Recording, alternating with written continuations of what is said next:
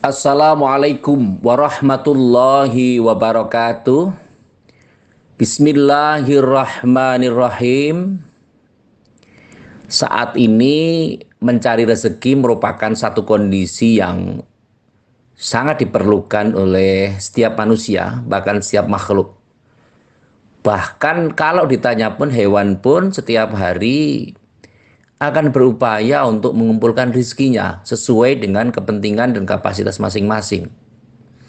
Kalau kita perhatikan juga bahwa ketika manusia masih membutuhkan kebutuhan dasar, yakni sandang, papan, kemudian pakaian, serta pendidikan, mestinya manusia juga membutuhkan rezeki. Rezeki untuk apa? Untuk memenuhi kebutuhan itu. Dan disitulah bagaimana letak kebesaran Allah Subhanahu wa taala menentukan proses-proses bagaimana rezeki itu datang. Baik dari sesama manusia, baik dari teman, baik dari saudara, baik dari materi yang lain, atau dari usaha-usahanya. Akan ada yang disebut dengan passive income. Artinya kita hanya biasa-biasa saja, kita tidak melakukan apa saja, tapi rezeki itu datang.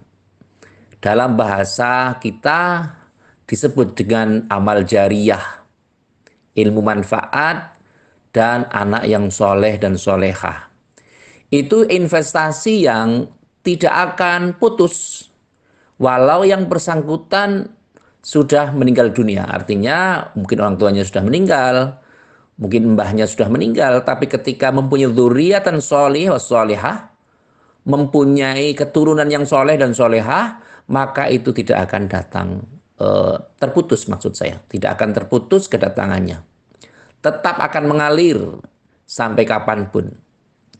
Bahkan kalau ada orang yang alim, ada orang yang berilmu dan al-alamah, serta mereka mengamalkan ilmunya, maka ilmu itu juga akan mensinergikan dengan konsep awal kita. Adalah konsep awal kita itu sebagai rezeki. Jadi rezeki itu tidak hanya sekedar uang, tetapi bagaimana Allah memberikan usia atau umur, memberikan kesempatan, memberikan peluang untuk usaha, mempunyai daya pikir, kita bisa menghirup udara dengan bebas, menghirup oksigen, bisa mempertahankan manfaat paru-paru dengan baik, bisa optimalisasi jantung dengan baik, ginjal kita bisa bekerja dengan baik. Itu juga disebut rezeki. Bagaimana ketika rezeki itu dikurangi Allah Subhanahu wa taala? Maka bisa kita bayangkan ketika manusia masih dalam kondisi lengkap tetapi dilalah, mereka tidak bisa berjalan. Punya kaki tapi tidak bisa berjalan. Punya tangan tapi tidak bisa digunakan untuk mengambil sesuatu. Punya kepala tapi tidak bisa digerakkan. Mereka masih hidup tetapi mereka tidak bisa memanfaatkan apa yang Allah berikan. Itulah rezeki yang dihambat oleh Allah Subhanahu wa taala. Bahasa ini tentu akan menjadi sesuatu yang saya menggunakan bahasa yang bisa dipahami. Mudah-mudahan bisa dipahami oleh semua pihak. Sehingga tentu kita harus berpikir juga bahwa yang namanya rezeki itu tidak harus berupa materi. Anak-anak yang nurut, istri yang manut, istri yang taat beragama, itu adalah bagian dari rezeki. Suami yang mampu beribadah, bisa bermuamalah, bisa menciptakan karya, atau bisa memberikan sesuatu kepada keluarga dengan baik, dengan keringatnya, itu juga bagian dari karya. Seorang petani yang menanam padi, seorang petani yang menanam tembakau, menanam cabai, menanam kopi, mereka mampu merawatnya dan mampu memanennya, menjualnya, sehingga mendatangkan rezeki untuk bisa dibelikan sesuatu untuk keluarganya. Itu juga bagian dari aliran rezeki. Sementara hal yang lain juga demikian. Andai kata pun kita ditimpakan dengan sesuatu yang mungkin berbeda, Mungkin Allah akan melatih mental kita dengan cara-cara yang berbeda. Istri tidak percaya dengan kita, anak pun tidak manut dengan kita mau utang saja teman kita tidak percaya, kita mau pinjam uang, padahal kita tahu bahwa teman kita itu punya uang, ternyata teman kita pun tidak mempercayai kita bahwa kita layak untuk meminjami uang. Itu juga bagian dari upaya Allah untuk mendidik mentalitas kita. Apakah kita mampu untuk menunjukkan kapasitas kita sebagai hamba yang tawadhu, yang rendah hati, atau yang merasa cukup? Atau bagaimana, atau sebaliknya? Inilah nilai-nilai yang harus kita pahami sama-sama. Kadang musibah itu bisa menjadi berkah ketika pola pikir kita menyambut hal itu dengan positif. Karena la fa'ila ilallah. Segala sesuatunya itu Allah yang menggerakkan. Kalau kita sudah berpikir bahwa yang menggerakkan adalah Allah Subhanahu wa taala, kita sekarang mungkin secara ekonomi berada di grade yang paling bawah. Secara kondisi mungkin pekerjaan kita sedang mungkin kita sebagai apalah itu, sebagai tukang batu atau sebagai penceramah atau sebagai apapun lah yang sepi, order. Kadang order aja tidak sampai ke kita. Dan kita tidak perlu pesimis karena Allah akan memberikan melalui jalur yang lain. Kesuksesan itu tidak datang secara tiba-tiba. Kesuksesan itu berjenjang dan kesuksesan itu memerlukan pengorbanan. Apa pengorbanannya? Pertama adalah pengorbanan secara fisik yang kita sebut sebagai bagaimana kita mampu berjuang. Berjuang itu adalah bagian mengorbankan dari waktu kita untuk ikhtiar semampu kita. Yang pengorbanan yang kedua adalah dengan cara-cara yang psikis atau jiwa. Artinya dengan apa? Dengan berdoa kepada Allah. Yang ketiga tentu dengan action. Bagaimana kita bisa memberikan apa yang bisa mampu kita harapkan untuk kita jangkau. Mana yang lebih penting? Tentu semuanya penting. Tentu ada skala prioritasnya toh. Iya. Dan perlu kita pahami sama-sama bahwa rezeki itu tidak akan mampir pada orang-orang yang keras hati, pada orang-orang yang egois, pada orang-orang yang tinggi hati, pada orang-orang yang keras kepala. Mohon maaf, kenapa dikatakan keras kepala? Kan ini bahasa Indonesia ya. Bahasa Indonesia itu ya tentu sudah paham lah. Karena ketika qaswatul qalb ya, keras hati, orang-orang yang keras hati itu hidayah tidak akan masuk dalam diri kita. Kalau hidayah atau hidayah itu tidak masuk dalam diri kita, maka nurullah cahaya Allah itu tidak akan masuk dalam diri kita, dalam hati kita. Insan kamil atau kesempurnaan manusia itu bisa dicerminkan dari beberapa aspek. Kalau kita berbicara tentang rezeki, kita juga harus berbicara juga tentang bagaimana sumber rezekinya. Ada beberapa cara yang ringan, sederhana, mudah, tapi kadang-kadang jarang untuk yang bisa melakukan. Yang pertama, kalau orang ingin akan menerima rezeki, menjadilah pribadi-pribadi yang bersahaja, tawadhu. Kenapa demikian? Karena kalau kita sudah rendah hati, maka kita akan melupakan status sosial kita. Kita nggak peduli status sosial kita sebagai apa, sebagai petani, sebagai pedagang, sebagai pekerja-pekerja yang lain, sebagai karyawan, atau bahkan sebagai majikan sekalipun. Maka status-status itu kalau kita ingin bermohon kepada Allah, kita pastikan bahwa kita itu hanya sebagai makhluk saja. Kita adalah hasil dari ciptaan Allah Subhanahu wa taala. Dan permohonan kita hanya kepada Allah, tidak kepada yang lain. Yang kedua, kita tidak usah mengikuti bagaimana cara teman-teman kita, cara orang lain mendapatkan rezeki yang beda profesi dengan kita. Yang profesinya sebagai pedagang ya jangan nyontoh sebagai karyawan toko atau sebagai orang-orang yang duduk dalam institusi tertentu, misalnya di departemen perdagangan, departemen pendidikan, departemen apalah, departemen sosial gitu, atau hal-hal yang lain. Menjadi kiai ya, kalau menjadi kiai ya tidak usah nyontoh sebagai orang-orang yang bergerak di sisi guru atau Kementerian Pendidikan dan Kebudayaan. Karena akan sangat berbeda. Kiai atau ulama atau sebutan di masyarakat itu sebenarnya yang memberi sebutan atau apakah itu ustadz atau apa itu hanya masyarakat saja. Kita pribadi tidak usah merasa menjadi orang-orang yang seperti itu. Oke, katakanlah mereka menyebut kita sebagai Pak Kiai, Pak Ustadz, Pak Guru, atau apapun lah sebutannya. Itu sebutan terserah mereka saja. Tapi yang paling penting, lupakan itu. Tinggalkan yang demikian itu. Tidak usah berpikir tentang bagaimana orang berpikir tentang, waduh ini saya kalau jadi kiai, kendaraan saya bukan mobil-mobil yang mewah, bukan ini gimana nanti. Ya, kalau kita sudah seperti itu, maka berarti rezeki kita akan terhambat dengan ego kita. Ya terserah. Kalau kita mau kiai, kita mau mobil Avanza, mohon maaf saya menyebut merek ya, atau mobil yang mewah atau apa, atau Xenia atau apapun dah. Yang paling penting kita lupakan bahwa niat kita adalah beribadah kepada Allah saja. Kalau kita mampu kerjakan sendiri ya mampu kerjakan sendiri. Kalau tidak mampu ya minta tolong pada orang lain.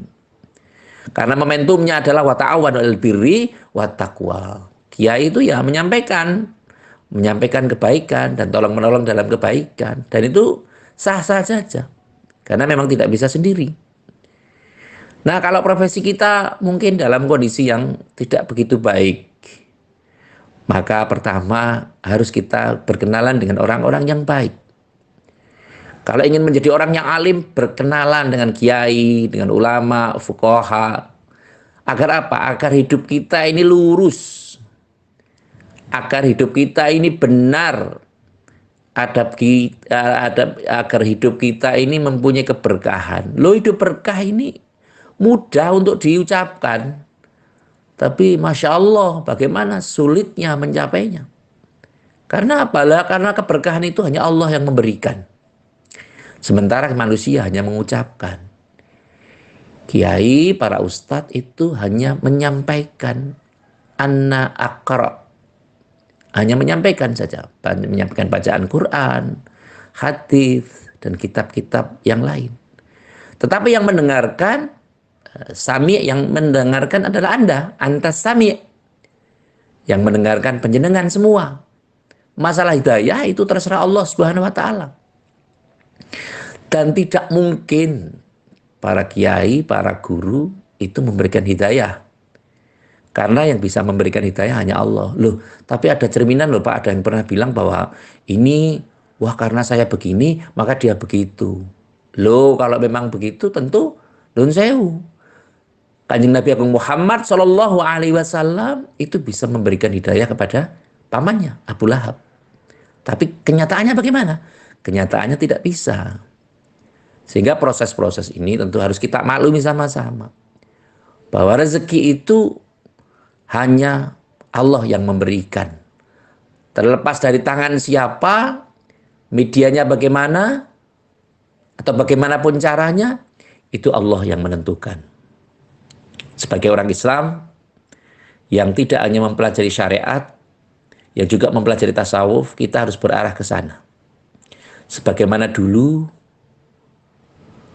kalau ada cerita tentang wali, nah ini kita harus juga berbicara, harus juga mengerti tentang wali. Bagaimana aulia Allah ini diposisikan untuk bisa sebagai contoh kita, terutama kita orang-orang yang awam. Suatu ketika Kiai Hamid Pasuruan itu disowani oleh seorang kiai yang lain. Bahwa suatu ketika itu Kiai Hamid disambati oleh beliau, Kiai, saya itu butuh uang. Lu butuh uang berapa? Butuh uang 500.000. Oh, ya sebentar. Jangan kemana-mana dulu. Ke sini aja. Duduk di sini aja nggak apa-apa. Nah, ketika Kiai itu dilarang untuk tindakan atau dilarang untuk masuk dalam rumahnya, maka ada beberapa orang yang datang temannya Kiai, ya biasalah maringi atau nyausi salam template atau amplop atau apapun.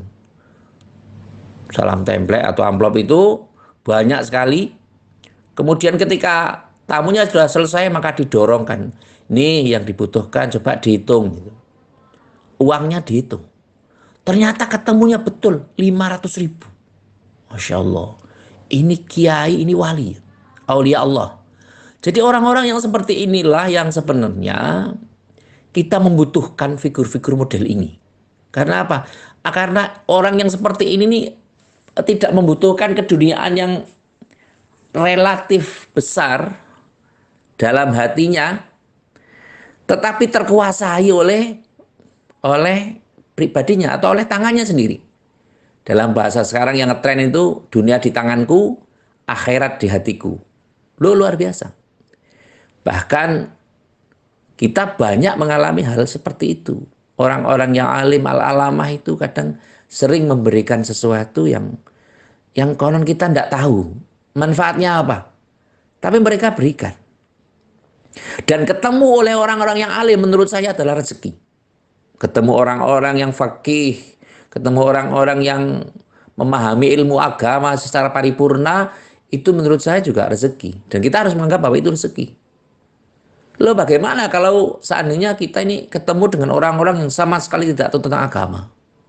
Mereka pengusaha yang kaya, yang punya harta, tapi mereka nggak ngerti infak seperti apa, sotakoh bagaimana, zakat juga nggak tahu, meminjamkan uang juga ada bunganya, dan seterusnya dan seterusnya.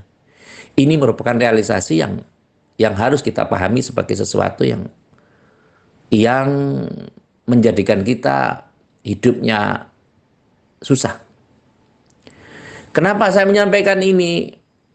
Penting kaitannya. Karena apa? Kalau yang menjadi orang-orang yang menjadi PNS, ASN, mungkin tentara, TNI, Polri, atau apapun lah, mungkin dia dari karyawan, itu ya, itu mereka bisa mengatakan santai saja. Rezeki sudah ada yang mengatur. Kehidupan kita sudah ada yang mengatur. Ya benar, mereka juga gajian setiap 1 bulan. Tanggal 1 atau tanggal 2 atau tanggal berapa mereka harus tanda tangan dan rekening yang terisi dengan uang. Tapi bagaimana dengan orang yang nasibnya nggak jelas? Kok nasibnya nggak jelas? Usahanya nggak jelas. Kadang pedagang ini, kadang laku, kadang dagangannya laku, kadang enggak. Tapi ya inilah yang harus disikapi sama-sama. Justru orang-orang yang kuat secara psikis, kuat secara mental spiritual adalah orang-orang yang sama sekali tidak ada jaminan dari institusi. Tidak ada jaminan dari instansi. Mengapa saya katakan demikian? Karena mereka betul-betul mengharap sesuatu yang mereka tidak tahu. Kalau gaji, upah itu mereka sudah tahu. Oh ini saya dari Menteri Pedanka, dari pendidikan. Oh berarti besok saya mau dapat uang dari kedinasan, dapat uang dari Mendikbud, dari Kementerian Pendidikan, dari Menteri Keuangan. Jalurnya macam-macam, ada yang jalur pensiun, ada yang jalur PNS, ada ASN dan macam-macam. Tapi mereka punya harapan-harapan. Bagaimana kalau teman-teman kita yang berbeda, yang tidak punya instansi, misalnya tukang batu, tukang kayu, pedagang yang setiap pagi datang ke pasar menjual barang, kemudian mereka yang maklaran apalah yang itu, yang tidak mesti kondisinya, yang menjual jasa barangkali. Mereka kadang secara hasil aja tidak mesti. Kadang pergi pagi, pulang petang, kepala pusing, pinggang pegel, punggung juga sakit, tapi penghasilan pas-pasan.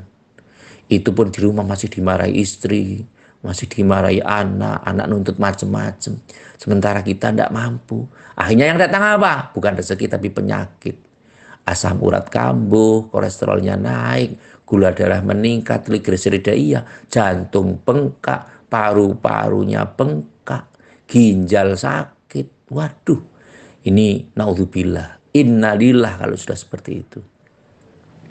Maka yang paling penting adalah bagaimana kita sabar atas sesuatu yang belum kita dapatkan, tapi bersyukur atas sesuatu yang sudah kita dapatkan. Kita tidak perlu berpolemik dengan diri kita sendiri.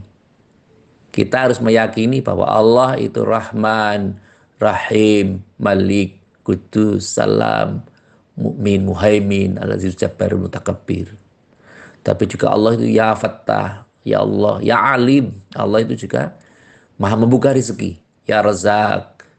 Jadi intinya adalah bahwa segala sesuatunya mari kita syukuri sama-sama. Dan para alim, para ulama kita, para kiai kita memberikan ranah yang sederhana. Kalau kamu rezekinya mau lancar, di lapangan rezekinya perbanyak membaca sholawat. Sholawat seperti apa yang dulu pernah saya sampaikan. Ya tapi tidak ada salahnya toh kita mengulang-ulang bacaan-bacaan sholawat itu. Karena kita membaca sholawat atas kanjeng Nabi Muhammad SAW. Daripada kita ngerasani teman kita, daripada kita ngerasani koleha-koleha kita, mending kita membaca sholawat. Sholawat yang paling pendek ya. Sallallahu ala Muhammad, sallallahu ala Muhammad, sallallahu ala Muhammad. Yang paling panjang banyak. Atau kalau kita punya keahlian untuk membaca Al-Quran, ya baca Al-Quran, cermati bacaannya. Karena saya yakin, kalau orang itu membaca Al-Quran dan bisa mengamalkan Al-Quran, pasti orang itu mempunyai keramat yang sendiri. Punya keramatnya sendiri. Para kiai, para alim, para ulama itu kaya-kaya. Mereka kayak Kiai Baidowi Lasem itu, beliau bukan pegawai pemerintah. Beliau muasis, pendiri pondok pesantren. Tapi ketika ada kebutuhan mereka yang mendesak, mungkin ada kegiatan tertentu, uang hanya bisa diambil atau hanya diberikan. Iki, akeh gitu. Ini banyak uangnya. Ternyata di balik tempat duduknya beliau ketika beliau sudah tindak dari tempat duduknya, subhanallah, uangnya banyak sekali. Bukan berarti kita berbicara tentang klenik atau apapun, tapi itu yang terjadi. Ketika orang sudah tidak menghamba kepada dunia, maka dunia akan menjadi pelayannya. Tetapi ketika kita menghamba kepada dunia ini, dunia kehidupan kita ini, maka dunia akan memperbudak kita. Inilah yang harus kita sikapi sama-sama. Uang bukan merupakan satu kondisi final, ya, kondisi terakhir. Tetapi kita harus merasa takut kalau Allah jauh dengan kita. Allah tidak ridho dengan apa yang kita lakukan. Allah tidak menghalalkan apa yang kita kerjakan. Allah tidak memberikan barokah terhadap apa yang kita lakukan. Itu yang harus kita takutkan. Masalah sedikit atau banyak rezeki, itu Allah sudah mengukur dengan kemampuan dan kebutuhan kita masing-masing. Sehingga saya teringat dengan lagu Ojo dibanding-bandingki. Jangan dibanding-bandingkan. Ya jelas berbeda lah. Hartanya kita dengan hartanya Pak siapa gitu ya berbeda. Ada yang punya harta yang 2 triliun. Ya memang dia punya kapasitas. Mampu untuk mengelola uang yang 2 triliun. Kita kalau diberi triliunan atau miliatan barangkali, mungkin kita sudah menjadi orang-orang yang tidak pas. Sebagaimana Sa'alabah. Sa'alabah itu dulu digelari dengan hamamatul masjid. Merpatinya masjid. Karena apa? Mereka sangat dekat dengan kanjeng Nabi Muhammad SAW. Tetapi ujiannya Sa'alabah adalah Sa'alabah itu minta agar diberikan kekayaan. Kanjeng Nabi sudah ngendiko, sebaiknya seperti ini saja Sa'alabah. Ini dengan bahasa saya ya, dengan bahasa berbeda dengan bahasa kitab, agak berbeda. Tapi intinya sama sih sebenarnya. Jadi kanjeng Nabi sudah ngendiko, Ya, dengan argumentasi Sa'labah menyatakan bahwa saya itu kalau sholat, istri saya di rumah tidak menggunakan pakaian. Nanti kalau saya habis sholat, saya pulang, istri saya yang menggunakan pakaiannya. Maka Kanjeng Nabi berdoa kepada Allah agar Sa'labah ini diberikan rezeki yang melimpah. Akhirnya ada kambing satu, kemudian dua, dan seterusnya. Kemudian kambingnya ini banyak. Bainal jabal wal jabal. Dari gunung wa gunung, dari gunung dan gunung. Jadi kambingnya ini sangat banyak sekali. Sehingga sampai akhirnya ketika akan dipungut zakat mal, zakat kambingnya itu, Sa'labah mengatakan, ini hasil kerja saya. Kalau ada pungutan ini namanya pemerasan. Dan ketika ada istilah pemerasan itu, Allah tersinggung. Sehingga Sa'labah menjadi orang yang su'ul khotimah. Hidupnya berakhir dengan sesuatu yang tidak baik. Pertanyaan kita adalah, apakah kita mau seperti itu? Naudzubillah, tentu tidak. Semoga rezeki yang kita dapatkan adalah rezeki yang minallah, lillah, billah. Rezeki yang dari Allah, dan Allah memberikan sesuatu secara baik. Dan kita harus meyakini itu. Dan kita harus berharap bahwa rezeki yang kita dapatkan itu akan menambah ketawaduan kita kepada Allah, bukan menjauhkan kita dari Allah. Apapun yang kita miliki, semuanya dari Allah, dan kita tasarrufkan untuk kepentingan agama, untuk kepentingan dunia dan akhirat. Sering kita membaca, Rabbana atina fid dunya hasanah wa fil akhirati hasanah wa qina adzabannar. Oleh karenanya ini seimbang sekali kalimatnya. Ya Allah, semoga Engkau memberikan kami kebaikan di dunia dan kebaikan di akhirat, serta dijauhkan dari api neraka. Dalam Al-Quran pun demikian. Antara kalimat dunia dan kalimat akhirat itu seimbang. Kalimat dunia diulang 155 kali, kalimat akhirat juga diulang 155 kali. Ini menunjukkan bahwa dunia itu penting, tapi akhirat jauh lebih penting dan harus sama-sama diikhtiarkan. Oleh karenanya, berupayalah untuk menjadi diri kita sendiri dan bukan menjadi orang lain, terutama dalam hal mendapatkan rezeki.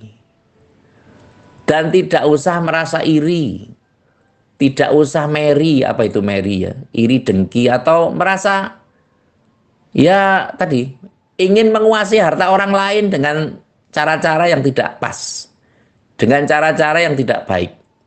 Karena inilah sumber petaka yang akan ada di dunia ini. Ketika orang sudah sibuk berebut harta, maka ibadah akan terlupakan. Padahal konsekuensi kita jelas. Kita sering membaca doa, inna sholati wa nusuki wa mahyaya wa mamati lillahi rabbil alamin. Sesungguhnya sholatku, ibadahku, hidupku dan matiku hanya untuk Allah Subhanahu wa ta'ala. Tapi kenapa kita masih berebut dunia? Nah, maka konsep ini mari kita pelajari. Jangan khawatir kalau rezekinya kita ini banyak. Tapi jangan kita merasa cemas kalau rezekinya kita ini sedikit. Yang paling penting Allah tidak jauh dengan kita. Yang paling penting kita masih berada dalam koridor yang tepat. Pertama, saya sering matur, pertama kita tidak ada masalah dengan Allah. Yang kedua, kita tidak ada masalah dengan Rasulullah SAW. Itu sudah cukup baik. Dan yang ketiga, kita masih berada koridor untuk memakmurkan dunia ini. Yang terakhir, seperti biasa, mari kita berharap dan mendukung apa yang dilakukan oleh kita sendiri, oleh teman-teman kita, untuk selalu mengharapkan ridho Allah dan mendukung sesuatu yang berkaitan dan ibadah kepada Allah Subhanahu wa Ta'ala. Andai kata ada teman-teman kita yang saat ini mungkin sedang mengalami keribetan, keruwetan dalam hal apapun, ekonomi, jabatan, karir, dan yang lain. Semoga atas izin Allah Subhanahu wa Ta'ala, atas doa kita bersama di media ini, dalam konten ini, semoga Allah memberikan ringan, Allah memudahkan urusan kita. Ketika ada teman yang mempunyai usaha-usaha yang kaitannya dengan jasa, mohon Allah memberikan kesempatan untuk membesarkan dan meluaskan kualitasnya, sehingga jasanya ini bisa juga dimanfaatkan dan dinikmati oleh orang lain. Yang mempunyai usaha-usaha yang kaitannya dengan bisnis, semoga Allah melancarkan bisnisnya. Sama juga perdagangan, pertanian, dan yang lain. Semoga urusan kita semua dimudahkan Allah Subhanahu wa Ta'ala. Amin. Allahumma amin. Terima kasih kepada semua pihak yang telah membantu terselenggaranya acara ini. Semoga dengan kita sering bersilaturahim, kita sering mendoakan satu dengan yang lain, di dalam kesempatan-kesempatan yang berbeda, tentu Allah akan melimpahkan rahmat dan hidayahnya kepada kita. Amin. Allahumma amin. Terima kasih atas segala perhatian dan mohon maaf atas segala kekurangan. Saya akhiri. Wallahul muwafiq ila aqwamit thoriq. Wassalamualaikum warahmatullahi wabarakatuh.